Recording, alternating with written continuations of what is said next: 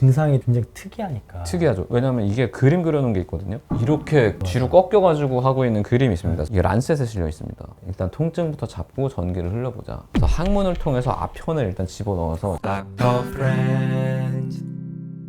안녕하세요, 닥터 프렌즈입니다. 네, 오늘도 돌아온 의학의 역사. 네. 비소티 입고 왔죠. 제가 여기서 바깥 해야죠 이제. 디소티를 여기서 입었고 네. 저는 이제 약간 짙은 비소티. 이거 좀 오래된 비소인가요? 네, 이건 이제 산화된 비소. 그렇군요. 더 위험합니다. 오늘은 뭐죠? 오늘은 파상풍의 역사입니다. 위험한 거 준비하셨네요. 위험한 거죠. 보통 어떨 때 걸린다고 알고 있나요? 오래된 목 같은 거 이제 밟거나 녹슨 철 같은 거에 상처 입으면 상처는 작지만 정말 이거 파상풍 생기면 죽을 수도 있다. 살인의 추억에 보면은 네. 거기 형사 하나가 오래된 못이 박혀있는 강목에 다리를 맞아가지고 썩어서 절단을 하게 되는 상황이 나옵니다. 우리는 지금 뭐 녹슨 칼이나 녹슨 못 이런 걸 말했지만 사실 토양에도 있어요. 그쵸. 그래서 상처가 있는데 토양이나 이런 데 오염이 됐다? 그럼 무조건 조심을 해야 되고요. 권고사항으로는 1cm 이상의 깊이를 갖는 상처나 혹은 감염 증상을 이미 보이고 있는 자상, 총상, 괴사된 조직이 있으면 발생 위험도가 증가하기 때문에 근처 의료기관을 가서 요새는 파상풍 뭐 백신도 있고 항체 치료를 할 수 있기 때문에 그런 치료를 받으라 라고 이렇게 되어 있습니다. 혹시 보신 적 있어요? 파상풍 환자? 실제로 본 적은 없는 것 같아요. 그렇죠. 우리나라는 이제는 보기가 어려운데 제가 이제 검색을 해봤더니 근육 경련, 강직, 두통, 미열에서 시작되는 고열, 그 다음에 오한, 통증이 있습니다. 이게 얼굴이 경련이 심하면 웃는 것처럼 보이는데요. 그래서 그 옛날 광대 이렇게 무섭게 해놓은 그런 창작물 있죠. 그게 약간 파상풍 환자를 이렇게 연상시키는 경우도 있대요. 이렇게 진짜 위로 이렇게 올라가듯이 웃어가지고 정말 기괴하게 웃는 그런 얼굴이 되고, 그러다가 이제 더 진행해서 목이나 턱이 수축이 되면은 음식을 못 먹게 되고, 그러다가 사망을 하는 굉장히 끔찍한 질환입니다. 사망률은 어떨 것 같아요? 굉장히 높을 것 같은데요? 그냥 자연 상태에서. 그렇죠. 자연 상태, 치료를 하지 않는다. 네. 그리고 이게 중증 파상풍으로 진행을 했다. 그럼 100% 사망한다고 합니다. 거의. 뭐 의료기관에 따라 다르지만 그렇지 않더라도 3분의 1 정도가 사망을 하는 되게 위험한 병이고, 지금도 치료가 늦었어. 그러면 10% 정도가 사망을 할 수가 있다고 해요. 그래서 조기에 빠른 조치를 받는 게 중요합니다. 근데 물론 우리나라에서는 워낙 발병률이 낮아요. 일단 백신 예방접종이 있고, 그래서 우리나라는 1년에 한 10건 정도가 발생한다고 되어 있는데 뭐 다 조기에 처리를 하는 거죠. 북한은 엄청 높습니다. 북한. 탈북민들 대상으로 건강조사를 한 결과가 있는데 우리나라에 비해서 이제 기생충 감염률이 12배, 매독은 8배. 페니실린을 쓰면 되는데 그러니까 약이 치료가 없으니까. 안 되고 또 이게 그 피임도 안 되니까. 예, 콘돔 같은 게 있으면 되는데 그런 게 없으니까. 그리고 이제 B형 감염도 유병률이 4배 이상 높고, 주요 감염병이 있어요. 뭐 디프테리아나 파상풍, 홍역, 골거리, 풍진. 사실 우리나라에서는 이제 다 드문 병입니다. 그렇죠. MMR 근데 이거에 적어도 하나 이상은 전염이 되어 있다고 보고가 되어 있어요. 엄청 높죠. 이게 이제 방금 말씀드린 것처럼 좀 무서운 병입니다. 지금도 10%에서 사망할 수 있는데 늦으면. 그러니까. 이거 얼마나 오래됐을까? 엄청 오래됐겠죠. 이게 결국은 균이잖아요. 그쵸, 균이죠. 네, 인류 역사와 거의 함께하지 않았어요. 아마 그랬을 거라고 저희가 추정을 합니다. 일단 뭐 어디 다치고 그러니까. 토양에도 사니까 계속 네. 있었겠죠. 그리고 이제 고대 사회는 아무래도 더 그런 그러니까. 식의 다치는 경우가 많았을 테니까. 네. 그럼 기록은 어디가 먼저일까요? 기록은 또 이집트를 보통 무릎은 찍죠. 그쵸. 그럼 거의 맞습니다. 이것도 맞아요. 이집트. 이제는 아마 이 이름 알고 계시는 분 있을 것 같아요. 에드윈 스미스 파피루스. 기원전 1500년경에 기록되었다고 추정이 되는 네. 파피루스입니다. 에드윈 스미스는 이제 이집트 이름은 아니고 처음에 가져간 탐험가 이름. 그래서 이게 기원전 1500년인데 내용은 이제 머리에 큰 상처가 있어가지고 네네. 뼈까지 뚫고 두개골 봉합선을 침범한 사람, 치통이 있는 사람, 입을 꽉 다물고 있는 사람, 그러니까 이제 경련이 와서 목이 뻣뻣한 사람, 이런 질병에 대해서는 아무것도 할 수 있는 게 없다.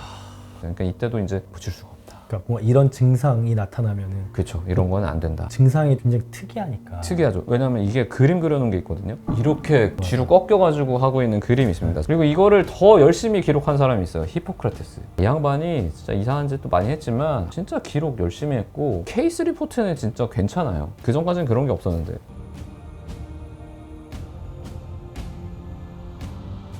기원전 4세기죠. 검지를 배에 내리고 이렇게 올리는 닷에 다쳤어요. 어떤 여성이. 그래서 이것 때문에 손가락이 잘렸어. 근데 여기에 이제 열과 통증이 있었던 거예요. 네. 그래서 여기에 대해서 이제 치료를 해보려고 사열도 하고 이렇게 했는데 전혀 호전이 안 됐고, 이게 점점 염증이 위로 올라와서 7일째에는 말을 못하게 됐습니다. 그때부터 이제 순차적으로 턱이 고정되고 목이 아예 마비가 된 다음에 땀을 흘리고 경련하다가 사망했다라는 기록이 있습니다. 또 다른 그리스 기록을 보면은 경직으로 인해서 머리가 어깨뼈로 가슴으로, 턱이 가슴으로, 목이 곧게 펴지거나 움직이지 않게 되는 질환이 있는데 이거보다 고통스러운 질환은 없고 고칠 수가 없다.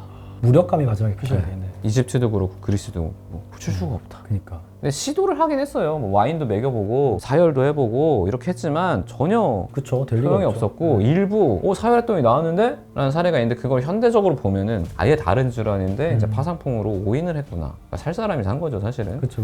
그런 게 있어가지고 이제 계속해서 불치병이다 라고 되어 있는데 이게 성경에도 나와요 사실. 명확하게 이건 파상풍이다 라고 나온 건 아니고 그냥 증상이 나옵니다. 마태복음 8장 5절에서 8절에 되게 유명한 말씀이에요. 네. 이거. 예수께서 가버니움에 들어가심에 한 백부장이 나와서 도움을 청하되 이르되 주여 내 종이 집에 중풍병으로 누워서 심히 고통스러워하나이다. 예수께서 이르시되 내가 가서 고쳐주리이까 백부장이 대답하여 이르되 주여 내가 주를 내 집에 모실 만한 자격이 없습니다. 말씀만 하옵소서. 그러면 내 종이 나을 겁니다.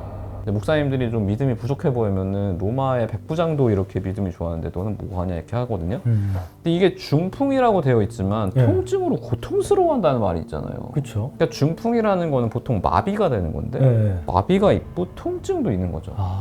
그러면 보통 광견병 아니면 파상풍인데 광견병은 이미 성경에 광견병이라는 게 질병명이 나와요.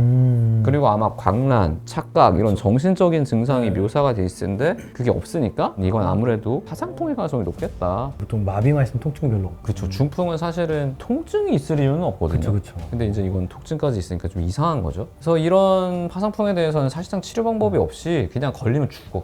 이런 병으로 되게 오랫동안 방치했다고 하긴 그렇고 노력을 했는데 소용이 없었습니다. 성경에 그분도 돌아가셨어요? 이 사람은 나았지. 그래요? 하지만 이제 그런 사례를 제외하면은 걸리면 죽는 병이에요. 그러니까 그것도 약간 신의 기적이 있어야만 그쵸. 나을 수 있는 그렇게 해야 병이라는 낫는 병인 거예요, 생각이 이거는. 있으니까. 어느 정도냐면은 16세기에 저명한 의사 파레, 이 사람이 상처 치료에 이제 신기원을 연 사람인데 이 사람이 진짜 머리가 좋긴 좋아. 삼킴장애가 계속 마비로 생기니까 이거를 입을 벌리는 개구기를 만들어가지고 뭘 주면은 이 시기를 넘기면 살지 않을까? 그게 약간 흔히 말하는 그 보존적 치료. 그쵸, 보존적 치료. 그러니까 지금을 넘기면 된다. 바이러스 치료 같은 경우에 항바이러스제가 마땅하지 않더라도 대증 치료나 보존 치료를 이 시기를 넘기면 네. 살아나는 경우도 있거든요. 근데 이 사람이 그렇게 생각을 하고 걸렸지만 이게 소용이 없어요. 못 먹어서 죽는 게 아니거든. 그냥 이 질환이 진행해서 죽는 거니까. 그러니까 파레도 실패하고 그러다가 19세기가 옵니다. 결국에는 뭐 답을 못 찾고. 19세기도 답을 아직은 못 찾았습니다. 19세기에 뭘 알아내냐? 생물의 전기를 통했더니 그치, 근육이 수축하지. 움직여. 그럼 뭐 하고 싶어요? 파상풍 환자 이렇게 굳어 있어. 거기 전기를 때린다 뭐 돼? 루이자 카를로 파리니라는 이탈리아 의사가 환자한테 전기를 통해보자. 그럼 어떻게 되지? 그래서 총상으로 감염이 생겨서 이제 파상풍이 생겼어요, 이 사람한테. 네. 그 사람한테 직류 전류를 흘려보냅니다. 야, 그럼 어떻게 그랬더니 되나? 아까는 이렇게 경련하고 있었는데 전기를 보냈더니 이렇게 경련을 해. 달라졌어.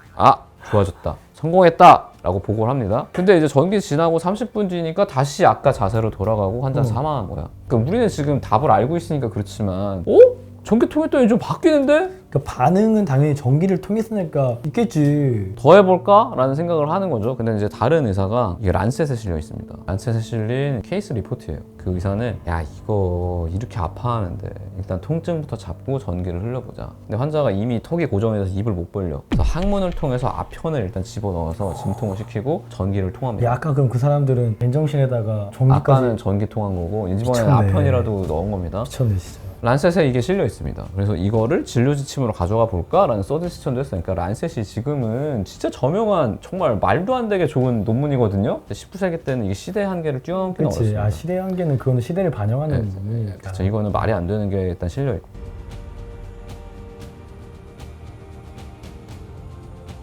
그러다가 1884년에 안토니오 까르리 이것도 균일 거다. 그때 이미 이제 여러 가지 균들이 확인이 됐으니까. 그렇죠. 그래서 그 후에 이제 원인균이 진짜 파상풍 균이 테탄이라는 균이 있네. 맞아. 그래서 이거를 확인을 하고 심지어 일본인 의사인 키타사토 시바사부로라는 사람이 이 균을 분리해내는데 성공을 해요. 분리를 했으면 뭐 해야 돼 이제? 이제는 뭐 죽이는 거. 이제 치료를 해봐야겠죠. 뭐. 그래서 에밀 폰 베링이라는 사람이 파상풍 독소를 중화시키는 혈청을 발명합니다. 이걸로 이제 베링이 노벨상을 받아요. 근데 이게 어떤 방식이냐면 사람한테 하긴 이제 좀 애매하잖아. 사람의 혈청을 쓰는 게 제일 좋겠지만 이제 거대 포유류, 말, 소 이런 애들을 이제 사용을 해봐요. 근데 그나마 말이 혈액형이 엄청 많은 거 알아요. 그래서 말이 면역 반응 일으키는 정도가 약하대, 말의 피가. 그래서 말한테 조금씩 파상풍 찔러 넣은 거야. 그래서 얘가 이제 면역을 획득한 애한테 피를 뽑아가지고 그걸로 이제 혈청을 만들어 본 겁니다. 원심 분리를 해가지고 항체를 구한 다음에 만들게 된 거예요. 근데 이거는 일부 한 5에서 10% 정도가 이제 아나필락시스 반응이 있어. 아씨 너무 높잖아. 근데 아직은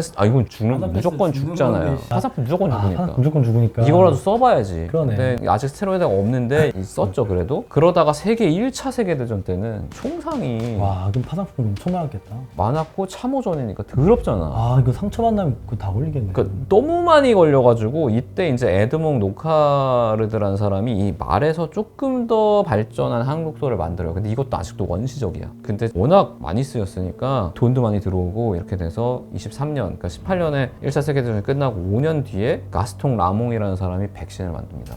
그러니까 이 백신은 걔네가 만드는 독소에 대한 항체. 그쵸. 그리고 지금은 말에서 만드는 게 아니고 이제는 아예 인간 유래로 해서 만드는 게 있기 때문에 훨씬 안전해졌어요. 그래서 지금은 우리나라 같은 이제 선진국에서는 사실 파상풍 환자를 보기는 어려운데 이게 전 세계적으로는 얼마나 있을 것 같아요? 아씨 많을 것 같은데. 다치고 의료 접근성 그리고 맞아요. 예방 접종 같은 게 안 되는 나라는 너무 많으니까 아직까지. 그전 세계적으로 한 7, 8만 명 정도가 매년 발생을 아 하는데 진짜 많이 발생하네. 개발도상국에서 당연히 주로 발생하겠죠. 근데 문제는 여기에 한 4, 50% 정도가 신생아 파상풍이에요.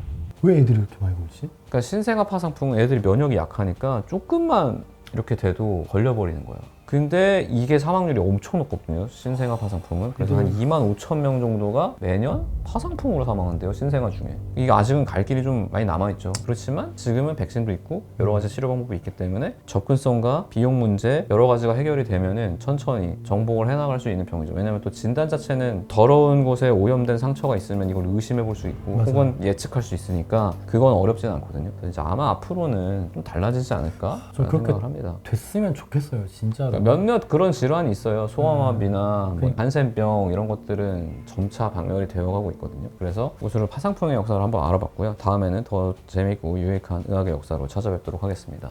감사합니다.